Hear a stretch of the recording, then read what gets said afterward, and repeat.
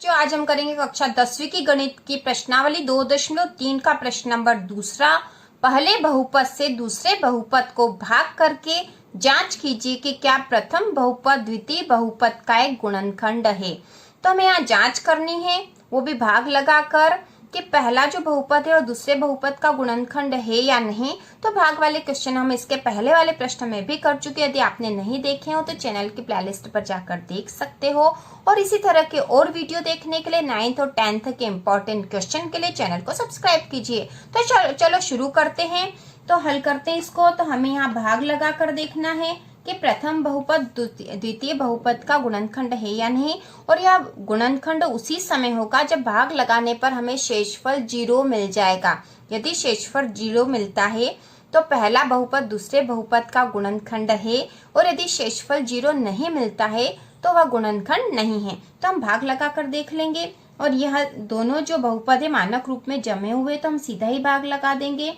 तो 2t4 धन 3t3 ऋण 2t2 ऋण 9t ऋण 12 में हमें भाग लगाना है।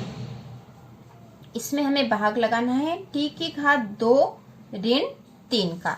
तो जैसे कि हमने पहले भी सवाल करे थे और यह बताया था कि भाग लगाने के लिए हम इसका भी पहला पद देखेंगे और इसका भी पहला पद। तो इस संख्या में हमें ऐसी संख्या का भाग लगाना है कि हमें यह वाली संख्या प्राप्त हो जाए। मतलब t2 में ऐसी किस संख्या का या पद का गुणा करें कि हमें 2t4 मिल जाए। तो गुणा में घातें जुड़ती है, तो हम यदि यहाँ पर 2t2 का गुणा कर देंगे तो 2t4 हो जाएगी, हमें मिल जाएगी। तो हम यहाँ पर रफ में करके देख लेंगे। यहाँ एक तरफ आप किसी और पेज पे भी कर सकते हो। मतलब t2 ऋण 3 में हम गुणा कर रहे हैं 2t2 का। ठीक है, इसका गुणा कर रहे हैं इसमें। तो 2t2 का गुणा जब t2 ऋण 3 में करेंगे तो 2 का t2 में गुणा करेंगे तो 2 और t2 गुणा में घाते जुड़ जाएगी, तो यहाँ t की घात आ जाएगी 4। अब यहाँ पे धन का है और ये ऋण का, तो ऋण का हो जाएगा 2 तिया 6। ठीक है, 2 का 3 में होगा तो 2 तिया 6 और t2 ऐसी ही आ जाएगी। तो 2t4 ऋण 6 t2 मिलेगी। तो हम यहाँ लिख देते हैं 2t4 ऋण 6 t2। तो t2 है तो हम t2 वाली संख्या के नीचे ही लिखेंगे, जितनी घात है उसकी घात वाली संख्या के नीचे लिखेंगे। तो यहाँ पे आ जाएगा 6, ठीक है, ऋण का 6 t2। तो हमने यहाँ लिख दिया t2 वाली संख्या के नीचे। अब यहाँ पे हम घटाएंगे तो इनके चिन्ह बदल जाएंगे। धन का है तो ऋण का, ऋण का है तो धन का, ये दोनों आपस में कट जाएंगे। अब हमें यहाँ मिलेगा 3t3।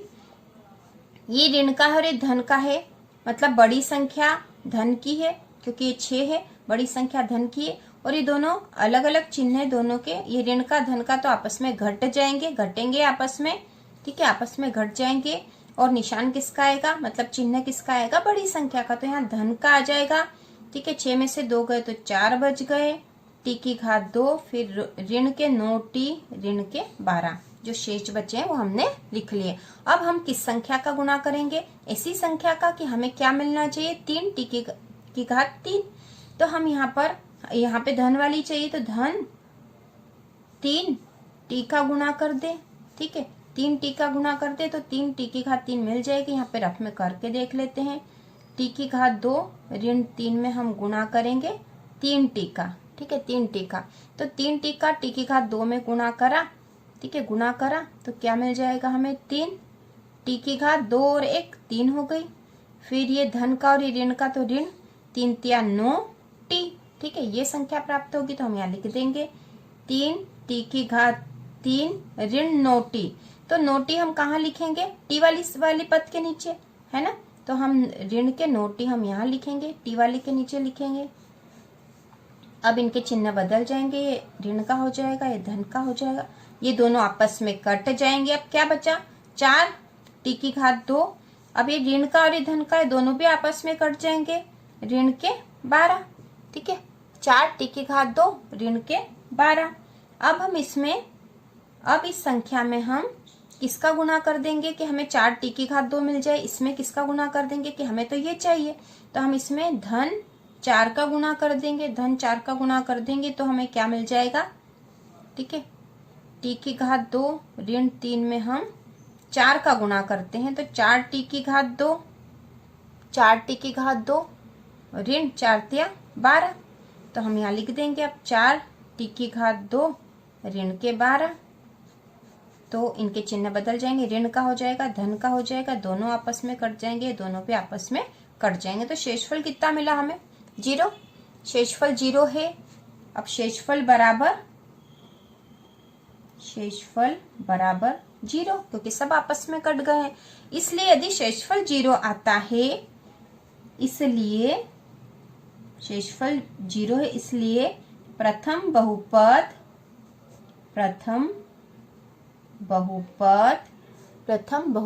द्वितीय बहुपद का एक गुणनखंड है। यदि शेषफल 0 आता है, इसका मतलब है कि प्रथम बहुपद द्वितीय बहुपद का एक गुणनखंड है। तो ये प्रथम वाला जो पहला सवाल है हमने कर लिया है। इसी का दूसरा वाला जो प्रश्न है, दूसरा जो है x की घात 2 धन 3x धन 1 और 3x की घात 4 धन 5x की घात 3 ऋण 7x की घात 2 धन 2x धन 2। तो प्रथम बहुपद द्वितीय बहुपद का गुणनखंड है या नहीं, ये जांच करनी है भाग लगाकर। तो चलो कर लेते हैं। तो इसको करेंगे हम हल, और यह दोनों मानक रूप में ही जमे हुए हमें दिखाई दे रहा है, तो हम इसको सीधा लिख देंगे 3x की घात 4 धन 5x की घात 3 ऋण 7x की घात 2 धन 2x धन 2 में हमें भाग लगाना है, इसमें हमें भाग लगाना है x की घात 2 धन 3x धन 1 का। ठीक है, तो भाग लगाने के लिए हम क्या करते हैं, सबसे पहले आगे वाला पद देख लेते हैं। आगे वाला पद यहाँ 3x की घात 4 है, यहाँ x की घात 2 है, तो हम x की घात 2 में ऐसी किस संख्या का गुणा कर दे कि हमें 3x की घात 4 मिल जाए। तो हमें 3x की घात 4 के लिए हमें पहले तो 3 चाहिए, मतलब 3 का गुणा करेंगे तो 3x की घात 2 हो जाएगा, और यदि x की घात 2 का भी साथ में गुणा कर देंगे तो 3x की घात 4 हो जाएगा। तो हम इसको रफ में एक बार करके देख लेते हैं, यहाँ रफ में करके देख लेते हैं। तो x की घात 2 धन 3x धन 1 में हम गुणा करेंगे 3x की घात 2 का। ठीक है, तो 3x की घात 2 का x की घात 2 में गुणा करेंगे तो हमें मिल जाएगा 3। x की घात 2 और x की घात 2 मतलब गुणा में घातें जुड़ जाएगी, तो 2 और 2 4 हो जाएगी, मतलब 3x की घात 4 हो जाएगी। धन 3 का 3 में करा तो 3 तिया 9, और x की घात 2 और x मिलके यहाँ पे कुछ नहीं है, x की घात मतलब 1 है, तो ये हो जाएगी x की घात 3 हो जाएगी, 3 तिया 9 हो जाएगा, और x की घात 3 हो गई क्योंकि गुणा में घातें जुड़ जाएगी। ठीक है, उसी प्रकार धन, ये दोनों धन के इसलिए हमने सीधा धन लिख दिया। 3x की घात 2 का 1 में गुणा करेंगे तो 3x की घात 2 ही आएगा, तो ये संख्या हमें प्राप्त होगी। तो चलो इसको यहाँ लिख लेते हैं। तो हमें मिला है 3x की घात 4 धन 9x की घात 3 है, तो x की घात 3 वाली संख्या के नीचे लिख देंगे 9x की घात 3 धन 3x की घात 2, तो धन 3x की घात 2। तो अब इसको हम घटाएंगे, और घटाने के लिए क्या होता है, इनके चिन्ह बदल जाते हैं, धन का है तो ऋण का, ये ऋण और ये ऋण, ये दोनों आपस में कट जाएंगे क्योंकि धन और ऋण वाली संख्या आपस में कट जाती है। अब यहाँ पर हम 5x की घात 3 और यह ऋण का 9x की घात 3 है, मतलब दोनों आपस में घटेंगे, और जो चिन्ह है बड़ी संख्या का आएगा, तो बड़ी संख्या 9 है तो ऋण का चिन्ह आएगा। 5 में से ऋण के 9 घटाएंगे तो 9 में से 5 घट जाएंगे, 4 बचेंगे। ठीक है, 9 में से 5 घट गए, 4 बचे, चिन्ह बड़ी संख्या का आ जाएगा। तो 4x की घात 3, अब ये ऋण का और ये भी ऋण का, दोनों ऋण ऋण वाले आपस में जुड़ जाएंगे, 7 और 3 10 हो गया। x की घात 2 धन 2x धन 2। अब हम आगे भाग लगाएंगे, हमें क्या संख्या चाहिए, अब ऋण के 4x की घात 3 चाहिए। ठीक है, ऋण के 4x की घात 3 चाहिए, और यहाँ x की घात 2 है, तो यदि हम ऋण के 4 का गुणा करें तो ऋण 4x की घात 2 हो जाएगा। यदि इसमें गुणा करेंगे तो हमें तो x की घात 3 चाहिए, तो हम ऋण के 4x का गुणा करते हैं। ठीक है, ऋण के 4x का गुणा करेंगे तो 4x की घात 3 हो जाएगी। तो चलो यहाँ रफ में करके देख लेते हैं। तो हम कर रहे हैं x की घात, ठीक है, x की घात 2 धन 3x धन 1 में हम गुणा किसका कर रहे हैं, ऋण के 4x का गुणा कर रहे हैं, ठीक है, ऋण के 4x का गुणा इसमें कर रहे हैं। तो ये ऋण का और ये धन का हो जाएगा ऋण, ऋण धन और ऋण हो जाएगा। 4 का गुणा, 4x का गुणा x की घात 2 में करा तो 4 और x की घात 2 और इसकी हो गई 1, तो x की घात 3 हो जाएगी, 4x की घात 3 हो जाएगी। धन, ये ऋण का और ये धन का, तो ऋण धन ऋण होगा, यहाँ पे ऋण 4 तिया 12 और यहाँ x की घात 1 है इसे और ये भी 1 है, कुछ नहीं लिखे मतलब एक घात होती है, तो x की घात हो जाएगी 2, ठीक है, x की घात 2 हो गई और ऋण धन ऋण हो जाएगा और 4x का हम 1 में गुणा करेंगे तो 4x ही मिलेगा। तो ये संख्या हमें मिलेगी, तो हम यहाँ लिख देते हैं, हमें मिली है ऋण के 4x की घात 3, ऋण के 12x की घात 2 और ऋण के 4x। चलो इसको घटा लेंगे, घटाने के लिए क्या करते हैं, इनके चिन्ह बदल जाते हैं, धन का हो गया, ये धन का हो गया, ये भी धन का हो गया, ये दोनों असमान चिन्ह वाली समान संख्याएं कट जाएगी आपस में। अब यहाँ पे धन के 12x की घात 2 है, ऋण के 10x की घात 2 है, तो ये आपस में घट जाएंगे क्योंकि अलग अलग चिन्ह है, घटेंगे दोनों आपस में। और चिन्ह यहाँ पे चिन्ह किसका आएगा, बड़ी संख्या का, तो बड़ी संख्या धन की है। 12 में से 10 घटेंगे तो बचेंगे 2, x की घात 2। अब ये धन के और ये भी धन के हैं, तो धन के हो जाएंगे 6x और धन के बच्चे 2। अब हम किस संख्या का गुणा करें कि हमको अब कौन सी संख्या चाहिए, 2x की घात 2 चाहिए, 2x की घात 2 चाहिए, तो हम यहाँ पे किसका गुणा कर देंगे, धन 2 का यदि गुणा करेंगे तो 2x की घात 2 हो जाएगी। तो यहाँ रफ में करके देख लेते हैं एक बार। तो x की घात 2 धन 3x धन 1 में हम गुणा करेंगे 2 का, ठीक है, 2 का, तो 2 का x की घात 2 में गुणा करा तो 2x की घात 2 धन 2 तिया 6x धन 2, ये संख्या हमें मिलेगी। तो हम लिख देते हैं 2x की घात 2 धन के 6x और धन के 2, ये संख्या हमें प्राप्त हुई है। अब इनके चिन्ह बदल जाएंगे, तो ये ऋण का हो जाएगा, ये ऋण का, ये ऋण का, ये दोनों आपस में कट जाएंगे, ये भी कट जाएंगे और ये भी कट जाएंगे, तो शेषफल कितना हुआ, 0। शेषफल हमें कितना मिला है, 0। तो हमें यहाँ पे लिख देंगे शेषफल बराबर 0 है, ठीक है, शेषफल बराबर 0 है। इसलिए प्रथम बहुपद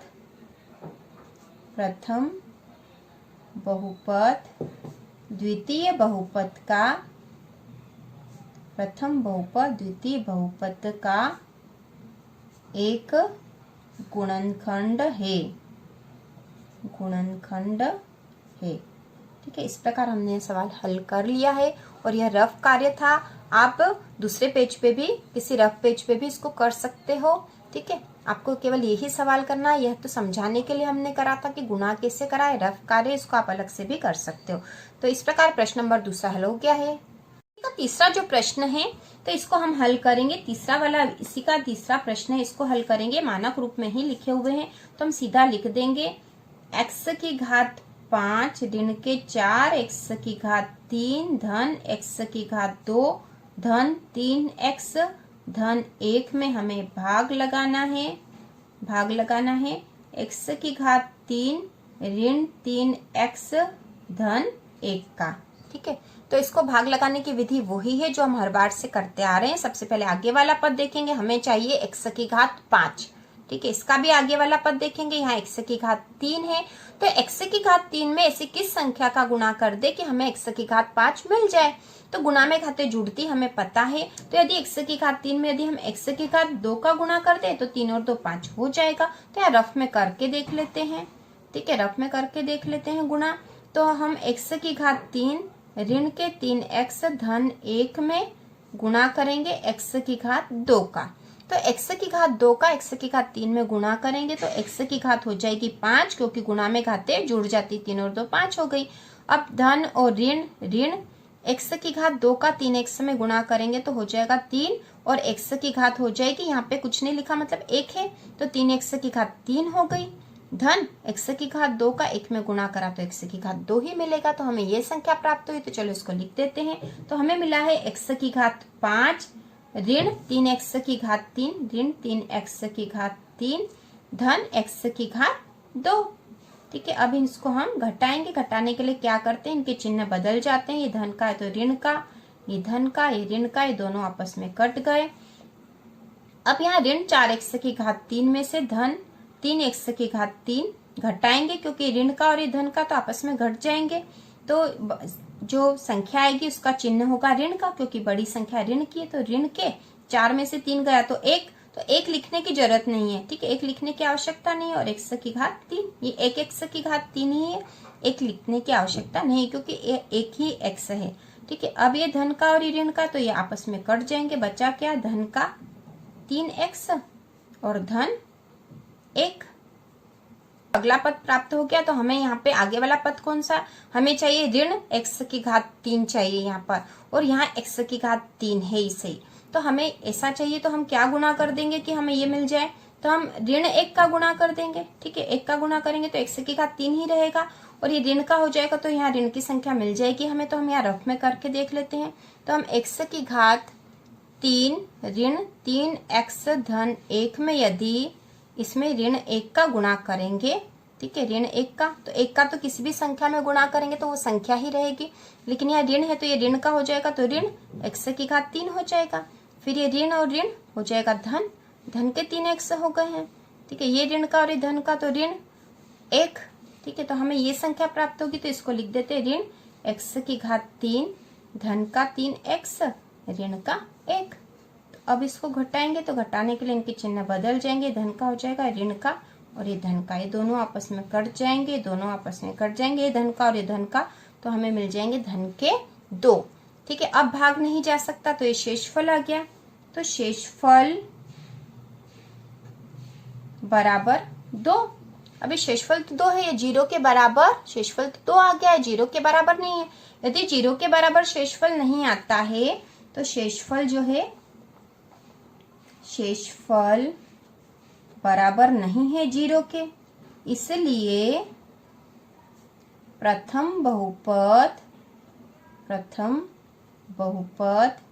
द्वितीय बहुपद का, प्रथम बहुपद द्वितीय बहुपद का गुणनखंड नहीं है। कब होगा गुणनखंड, जब शेषफल 0 आता है। 0 नहीं आया मतलब यह इसका गुणनखंड नहीं है। प्रश्न नंबर 2 पूरा हो चुका, और इसी तरह के और वीडियो देखने के लिए चैनल को सब्सक्राइब कीजिए।